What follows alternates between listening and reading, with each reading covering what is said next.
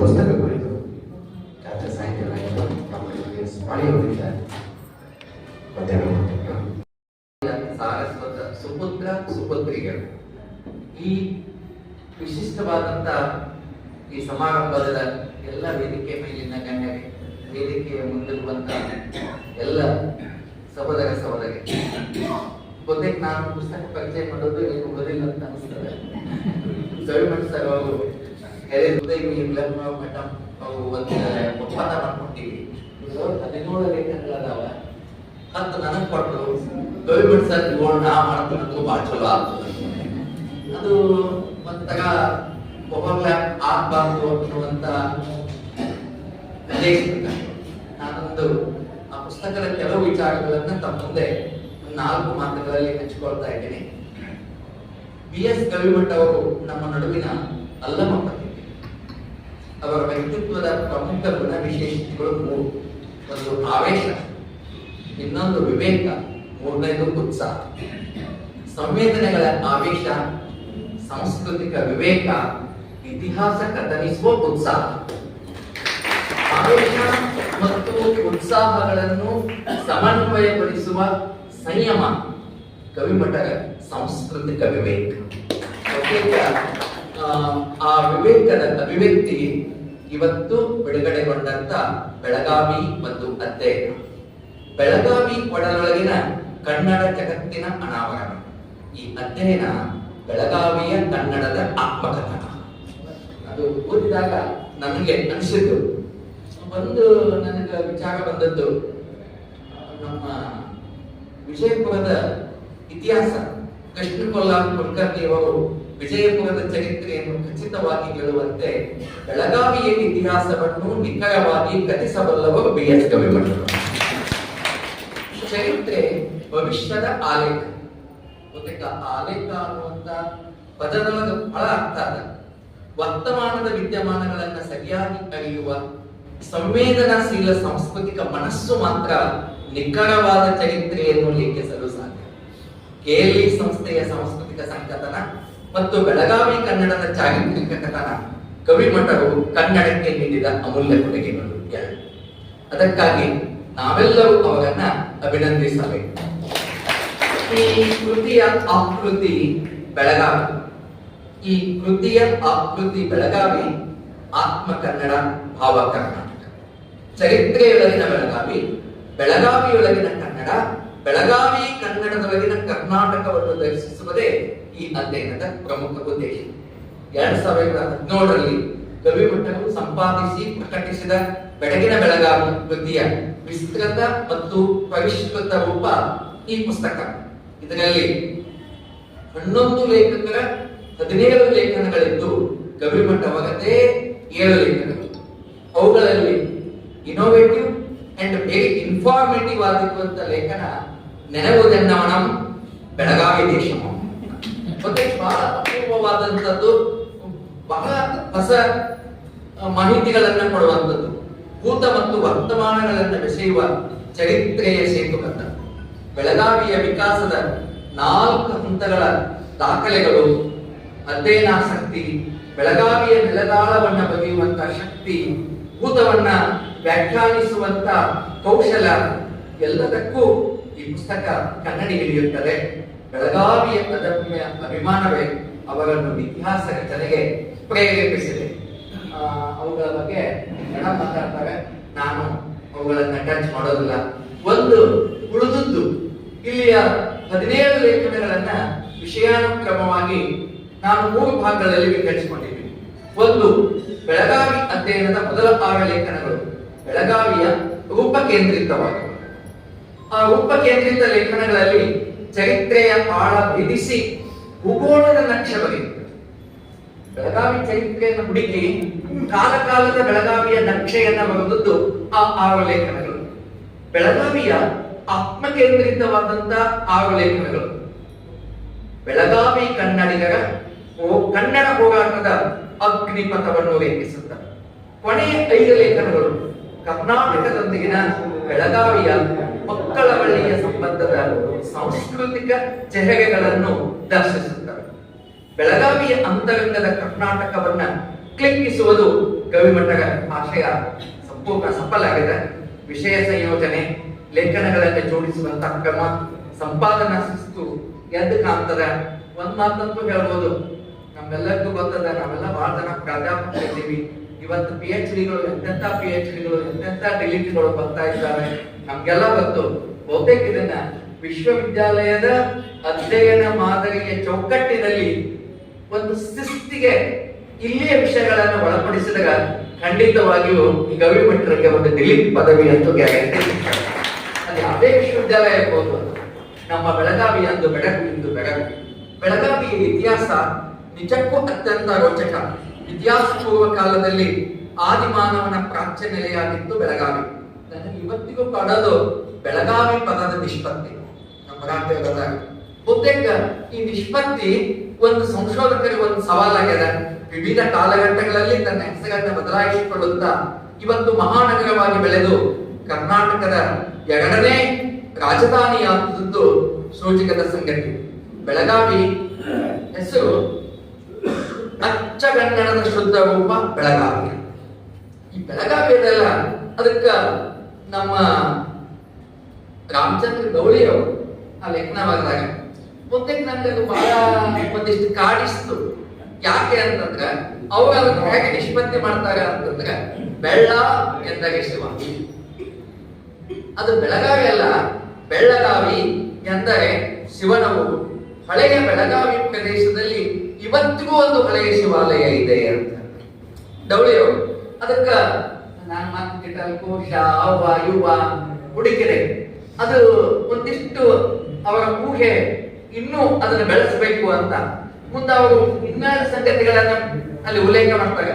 ಬೆಳಗಾವಿ ಪಾಶಾಪುರ ತಾಲೂಕದಾಗಿ, ಇವತ್ತು ಪಾಶಾಪುರ ಎಲ್ಲಿ ಇಟ್ಟಂತ ಹಾಗೆ ಊರುಗಳು ಬದಲಾಗ್ತಾವ ಅಂತ. ಪಾಶಾಪುರ ತಾಲೂಕಿನೊಳಗಿತ್ತು 1820 ಬೆಳಗಾವಿ ಜನಸಂಖ್ಯೆ 7,000 ಇತ್ತು. 1820 ಇದು ಮದ್ರಾಸ್ ಜಿಲ್ಲೆಗೆ ಒಳಪಟ್ಟಿತ್ತು. ಮದ್ರಾಸ್ ಇಲಾಖೆಯ ಬಳ್ಳಾರಿ ಜಿಲ್ಲೆಗೆ, ಆಮೇಲೆ ಮುಂದೆ ಧಾರವಾಡ ಜಿಲ್ಲೆಗೆ, ಕೊನೆಗೆ 1836 ಬೆಳಗಾವಿ ಸ್ವತಂತ್ರ ಜಿಲ್ಲೆಯಾಯಿತು ಅಂತ ಡೌಳಿಯವರು. ಬೆಳಗಾವಿದು ಬಳ್ಳಾರಿ ನಾಲ್ಕು ಸಂಬಂಧ ಕಲ್ಪಿಸ್ತಾರೆ. ನಮ್ಮ ಸಾಹೇಬರು ಆ ಬಳ್ಳಾರಿ ನಾಲಾ ಬಗ್ಗೆ ಕೇಳಿದ್ರು. ನಿಜವಾಗಿಯೂ ಕೂಡ ಇವತ್ತು ನಾವು ಬಳ್ಳಾರಿ ನಾಲಾ ಒಂದ್ ಸಣ್ಣ ತೊರೆ ಅಂತ ಅಥವಾ ಹಳ್ಳ ಅಂತ ಕಲ್ತೀವಲ್ಲ, ಬಹುತೇಕದು ಪ್ರಾಚೀನ ಕಾಲದಲ್ಲಿ ಮಾರ್ಕಂಡೆಯ ನದಿಯ ಒಂದು ಉಪನದಿ. ನಾವೆಲ್ಲ ಅದನ್ನ ಬಹಳ ಚೆನ್ನಾಗಿ ಅವರು ಬರೀತಾರೆ. ಬಳ್ಳಾರಿ ನಾಲಾದ ಕುರಿತ ಲೇಖನ ಮೋಹನ್ ಕಳಸದವರು ಬಹಳ ಅದಕ್ಕೆ ಹೇಳ್ತಾರೆ. ಅದರ ಹೆಸರು ಅರಿವಾಳಿ ಇತ್ತು ಅಂತ ಹೇಳ್ತಾರೆ. ನಿಜ, ಅದು ಕೂಡ ಕನ್ನಡದ ಹೆಸರು. ಅರಿ ಎಂದರೆ ಕಣಿಮೆ, ಹರಿ ಎರಡು ಗುಡ್ಡುಗಳ ನಡುವಿನ ಹರಿವು. ಎರಡೂ ಹತ್ತಿರದ ದೇವಗಾನಹಟ್ಟಿ ಬಳಿ ಇದರ ಉಗಮ ಸ್ಥಳ. 1899 ಬಳ್ಳಾರಿ ನಾಲಾ ಅಂತದ್ದು ಹೆಸರಾತು ಅಂತ ಹೇಳ್ತಾರೆ. ಬಟ್ ಅದು ನನ್ನ ಸಂದೇಹ. ಇದರ ಮೂಲ ಹೆಸರೇ ಬೆಳ್ಳಾರಿ ಅಥವಾ ಬೆಳಾರಿ ಅಂತ ಇರಬೇಕು. ಬೆಳಗಾವಿ ಸುತ್ತಮುತ್ತ ಅನೇಕ ಸರೋವರಗಳಿತ್ತು. ಆನೆಗೊಳ, ಚಕ್ಕೆಜುಘಟ್ಟ ಇತ್ಯಾದಿ ಇತ್ಯಾದಿ. ಸುದರ್ಶನ ಸರೋವರವೇ ಬಳ್ಳಾರಿ ನಾಲಾದ ತಾಯಿ ಎಂದು ಬಾಹುಬಲಿ ಅಂತೂ ತಮ್ಮ ಲೇಖನದೊಳಗೆ ಬೆಳಗಾವಿಯ ಪ್ರಾಚೀನತೆಯನ್ನ ಸಾರುವಂತ ಕೋಟೆಗೆ, ಕೆರೆ, ಬಾವಿ, ಸ್ಮಾರಕ, ಮಸೀದೆ, ಬಸೀದೆ, ದೇವಾಲಯ ಮೊದಲಾದವುಗಳ ಕುರಿತು ಆಳ ಮತ್ತು ವಿಸ್ತಾರವಾದ ಅಧ್ಯಯನದ ಅಗತ್ಯವನ್ನ ಈ ಪ್ರಸ್ತುತ ಕೃತಿ ಒತ್ತಿ ಜೊತೆಗೆ ಬೆಳಗಾವಿ ಸಂಶೋಧಕರ ಪಾಲಿನ ಒಂದು ಕೈಪಿಡಿಯಂತೆ ಈ ಪುಸ್ತಕ ರೂಪುಗೊಂಡಿದೆ. ಸಾತ್ವಾಹನರಿಂದ ಮೊದಲುಗೊಂಡು ಕದಂಬ, ಚಾಲುಕ್ಯ, ರಾಷ್ಟ್ರಕೂಟ, ಶಿಲಾಹಾರ, ವಿಜಯನಗರ ರಾಜ್ಯದ ಆಳ್ವಿಕೆಗಳನ್ನ ಕಂಡ ಬೆಳಗಾವಿ ಕಾಲ ಕಾಲಕ್ಕೆ ವಿಸ್ತಾರಗೊಳ್ತಾ ಹೋಯಿತು. ರಾಷ್ಟ್ರಕೂಟರ ಕಾಲದ ರಕ್ತರ ಆಡಳಿತದಲ್ಲಿ ಪ್ರಸಿದ್ಧಿಯನ್ನು ಪಡೆಯಿತು. ಬೆಳಗಾವಿ ಕೋಟೆಯೊಂದೇ PhD ಅಧ್ಯಯನದ ವಸ್ತುವಾಗಿದೆ. ಬಹಳಷ್ಟು ಬೆಳಗಾವಿ ಒಳಗಡೆ ಹುದುಗಿಕೊಂಡವ. ಮುಸ್ಲಿಂ ಅರಸರ ಕಾಲದಲ್ಲಿ ಮುಸ್ತಫಾಬಾದ್ ಆಯಿತು, ಅಜಂನಗರ ಆಯಿತು, ಮರಾಠ ರಾಜರ ಆಡಳಿತದಲ್ಲಿ ಬೆಳಗಾಂ ಆಯಿತು, ಬ್ರಿಟಿಷರ ದಾಖಲೆಯಲ್ಲಿ ಬೆಳಗಾಂ ಆಯಿತು, ಸ್ವಾತಂತ್ರ್ಯ ನಂತರ ಬೆಳಗಾವಿ ಆಯಿತು. ಹೆಸರಿನಲ್ಲಿ ಏನಿದೆ ಎನ್ನಬೇಡಿ, ಹೆಸರಿನಲ್ಲಿ ಬೆಳಗಾವಿಯ ಚರಿತ್ರೆಯೇ ಅಡಗಿದೆ. ಇಡೀ ಬೆಳಗಾವಿ ಅನ್ನುವಂತ ಹೆಸರಿನೊಳಗ ಒಂದು ಚರಿತ್ರೆ ಅದ. ನಮ್ಮ ಅಂದೂರವರು ಇದಕ್ಕ ಸಾತವಾಹನ ಪೂರ್ವದಲ್ಲಿ ಜೀರ್ಣಶಿತಪುರ ಅಂತ ಅಂತಿದ್ರು ಅಂತ ಬರೀತಾರೆ. ವೇಣುಗ್ರಾಮ ಅಂತೂ ತಮ್ಗೆಲ್ಲ ಬಂತು. ಆದ್ರೆ ನನಗನಿಸಿದ ಮಟ್ಟಿಗೆ ಈ ಜೀರ್ಣಶಿತಪುರ ಅಂತಂದ್ರ ಹಳಿ ಬೆಳಗಾವಿ ಅಂದಾಗ ಬಹಳಷ್ಟು ನಡುವೆ ಏನಾಯ್ತು ಅಂತಂದ್ರ ನಮ್ಮ ಊರ ಹೆಸರ ಸಂಸ್ಕೃತೀಕರಣ ಅದು. ಬಾಗಲಕೋಟೆ ದ್ವಾರದುರ್ಗ, ದ್ವಾರ ದುರ್ಗ ಅದಕ್ಕೆ ಬಾಗಲಕೋಟೆ ಹೆಸರು. ಹಂಗ ಬೆಳಗಾವಿ ಜೀರ್ಣಶಿತಪುರ, ಸಿತಪುರ ಆಯ್ತು. ಹೀಗೆ ಇಂದು ಬೆಳಗಾವಿ ಭಾಷಾ ಮತ್ತು ಗಡಿ ವಿವಾದದ ಕೇಂದ್ರವಾಗಿ ಅನಗತ್ಯವಾಗಿ ಸುದ್ದಿಯಲ್ಲದ. ಮರಾಠ ಅರಸರ ಕಾಲದಲ್ಲಿ ಸಹಜವಾಗಿ ಮರಾಠಿ ಬೆಳಗಾವಿಯನ್ನ ವ್ಯಾಪಿಸಿತು. ಆದರೆ ಬ್ರಿಟಿಷರಿಗೆ ಚೆನ್ನಾಗಿ ಗೊತ್ತಿತ್ತು ಬೆಳಗಾವಿ ಕರ್ನಾಟಕದ ಅವಿಭಾಜ್ಯವಾದ ಅಂಗ. ಬ್ರಿಟಿಷ್ ಗೊತ್ತಿತ್ತು. ಅದ ಬ್ರಿಟಿಷ್ ನಮ್ಮ ಗವಿಮಠ ಸರ್ ಹೇಳಿದ್ರು, ಚಿದಾನಂದ ಮೂರ್ತಿ ಅವರ ಒಂದು ಮೊದಲನೇ ಲೇಖನ ಬಹಳ ಒಳ್ಳೆಯ ಲೇಖನ. ಅದು ಬ್ರಿಟಿಷರು ಹಾಗೆ ಬೆಳಗಾವಿ ಕರ್ನಾಟಕದ ಭಾಗ ಆಗಿತ್ತು ಅನ್ನೋದಕ್ಕ ಅನೇಕ ದಾಖಲೆಗಳನ್ನು ಚಿದಾನಂದ ಮೂರ್ತಿ ಅವರು ಕೊಡ್ತಾರೆ. ಈ ಲೇಖನವು ಬೆಳಗಾವಿ ಅಧ್ಯಯನದ ಮೌಲ್ಯವನ್ನು ಹೆಚ್ಚಿಸಿದೆ. ಗಡಿ ವಿವಾದ ಇಂದು ಸುಪ್ರೀಂ ಕೋರ್ಟಿನಲ್ಲಿದೆ. ಕನ್ನಡಿಗರ ವಾದಕ್ಕೆ ಬೇಕಾಗುವ ಎಲ್ಲಾ ಮಹತ್ವದ ದಾಖಲೆಗಳು ಈ ಪುಸ್ತಕದಲ್ಲಿವೆ. ಅದಕ್ಕ ಅವ್ರು 3 ಲೇಖನ ಹೇಳಿದ್ರು. ಗೊತ್ತಕ್ಕೆ ನಾನು ಮಾತು ರಿಪೀಟ್ ಮಾಡಂಗಿಲ್ಲ.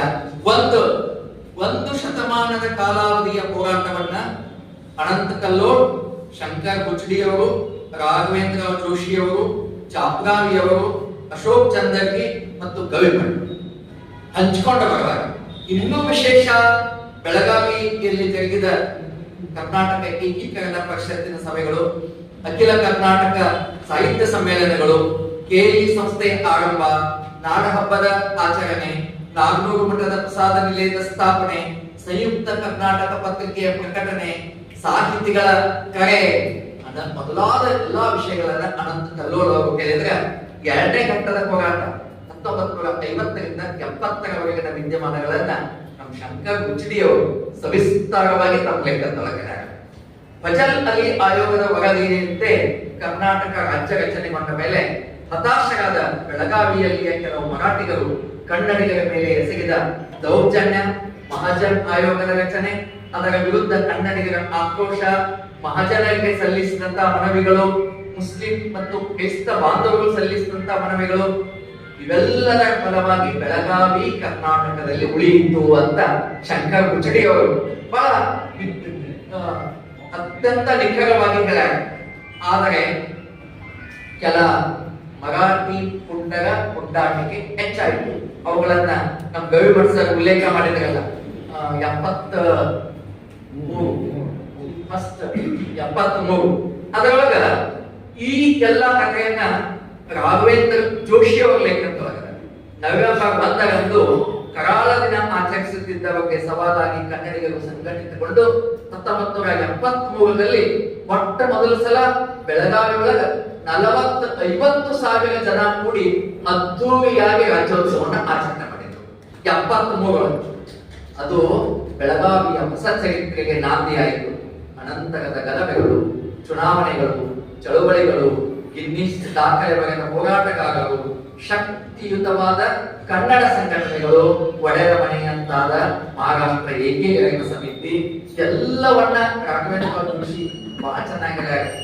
ಒಂದು ತಮ್ಮೊಂದಿಗೆ ಮುಕ್ತವಾಗಿ ಹಂಚ್ಕೋಬೇಕು ಅಂದ್ರೆ, ಜೋಶಿ ಅವರು ಆ ಲೇಖನದ ಕೊನೆ ಮಾಡಿದಂತ ವಿಧಾನ ಏನದಲ್ಲ, ಇವತ್ತ ಹಿರೇಮಠರು ಮಾತಾಡಿದ್ರು ಸಾಹೇಬರು, ಬಹುತೇಕ ಅದೇ ಸಂದೇಶವನ್ನ ಅವರು ತಮ್ಮ ಲೇಖನ. ಇಷ್ಟೆಲ್ಲ ಆಗಿತ್ತು. ಬೆಳಗಾವಿ ಒಳಗ ಕನ್ನಡದ ಪ್ರಾಬಲ್ಯ ಹೆಚ್ಚಾಗಿತ್ತು. ಆದ್ರ ವಿಜಯ ಮೋರೆಯವರ ಮುಖಕ್ಕ ಹಸಿ ಬಳೆಯುವುದರ ಮೂಲಕ ಮತ್ತೆ ನಾವು ಮಹಾರಾಷ್ಟ್ರ ಏಕೀಕರಣ ಸಮಿತಿಯವರನ್ನ ಮತ್ತು ಆ ಸಂಘಟನೆಗೆ ಶಕ್ತಿ ಕೊಟ್ಟಂತಾಯಿತು. ಇದನ್ನ ನಾವು ಮಾಡಬಾರ್ದಾಗಿತ್ತು ಅಂತ ನಮ್ಮ ಸಾಹೇಬ್ ಹೇಳಿದಾಗೆ, ಹಳೆಯದನ್ನೆಲ್ಲ ಮರೆತು ಹೊಸ ಜೀವನವನ್ನ ಆರಂಭಿಸಿ ಕನ್ನಡಿಗರು ಮತ್ತು ಮರಾಠಿಗರು ಒಂದಾಗಿ ಕರ್ನಾಟಕವನ್ನ ಕಟ್ಟುವಂತ ಸಂಕಲ್ಪ ಮಾಡುವಂತ ಸಂದರ್ಭವಾಗಿದೆ. ಹಳೆಯ ವೈಷಮ್ಯ ಅದಕ್ಕೆ ಬೆಳಗಾವಿ ರಾಜಕಾರಣಕ್ಕೊಂದು ತಿರುವು ನೀಡಿದಂತ ಘಟನೆ ಸಿದ್ದನಗೌಡ ಪಾಟೀಲರು ಬೆಳಗಾವಿ ಮೇಯರ್ ಆದದ್ದು. ಕನ್ನಡದ ಮೊದಲ ಮೇಯರ್ ಆಗುವುದರ ಮೂಲಕ ಅದನ್ನ ನಮ್ಮ ಚಾಪ್ಗಾವಿಯವರು ಬಹಳ ಚೆನ್ನಾಗಿ ಹೇಳ್ಯಾರ. ಮನೆಯದ್ದು ಗೊತ್ತಾದ್ರೆ ನಾನು ಹೇಳುವುದನ್ನ ಸರ್ ಹೇಳ್ಬಿಟ್ರು. ನಮ್ಮ ಮರಾಠಿಯವರು ಒಂದು ಬಹಳ ಅದ್ಭುತವಾದಂತಹ ಲೇಖನ ಈ ಸಂಕಲನದೊಳಗದ. ಅದನ್ನ ಸರ್ ಈಗ ಉಲ್ಲೇಖ ಮಾಡಿದ್ರು. ಬಾಳಪ್ಪನವರ ಕಲಾವೈಭವ ನಾಟ್ಯ ಸಂಘದ ಕನ್ನಡ ಪ್ರೇಮದ ಕತೆ ಮೈ ನವಿರೇಳಿಸುವಂತದ್ದು. ಅದು ಮರಾಠಿಯವರ ಲೇಖನ. ಬಾಳಪ್ಪನವರು ತಮ್ಮ ಕಲೆಯಿಂದ ಮಹಾರಾಷ್ಟ್ರದ ಕನ್ನಡಿಗರ ಮನಗೆದ್ದು ಕನ್ನಡಕ್ಕೆ ಶಕ್ತಿ ತುಂಬಿದ ಬೆಳಗಾವಿಯ ನಟ ಸಾಮ್ರಾಟರು ಏನಿಗೆ ಬಾಳಪ್ಪನವರು. ಬಹಳ ಆ ಎಲ್ಲ ಘಟನೆಗಳನ್ನ ಹೇಳ್ಯಾರ. ಅದಕ್ಕ ಸರ್ ಹೇಳಿದ್ರು 1956 ಮೊಟ್ಟ ಮೊದಲನೇ ರಾಜ್ಯೋತ್ಸವವನ್ನ ಬಸವೇಶ್ವರ ನಾಟಕ ಪ್ರದರ್ಶನದ ಮೂಲಕ ರಾಜ್ಯೋತ್ಸವಕ್ಕೆ ನಾಂದಿ ಹಾಡಿದ ಪ್ರಥಮ ಪುರುಷ ಏನಿಗೆ ಬಾಳಪ್ಪನವರು. ಅಲ್ಲಿಂದ ರಾಜ್ಯೋತ್ಸವ. ಹೀಗೆ ಅನೇಕ ಘಟನೆಗಳು ಈಗೆಲ್ಲ ಮುಂದಿದ್ದೆಲ್ಲ ನಡೆದಾಗ ಕೊನೆಗೆ ಒಂದೇ ಒಂದು ನನ್ನ ಮರೆವು ಅಂತ. ದೇಶದ ಸ್ವಾತಂತ್ರ್ಯಕ್ಕಾಗಿ ಹುತಾತ್ಮರಾದ, ಕನ್ನಡದ ಏಕೀಕರಣಕ್ಕಾಗಿ ಪ್ರಾಣವನ್ನು ಪಣಕ್ಕಿಟ್ಟು ಹೋರಾಡಿದ ಮಹನೀಯರನ್ನು ನಾವು ಮರೆಯಬಾರದು. ಹಣತೆ ಹಚ್ಚಿದವರು ನಿತ್ಯ ಸ್ಮರಣೀಯರು.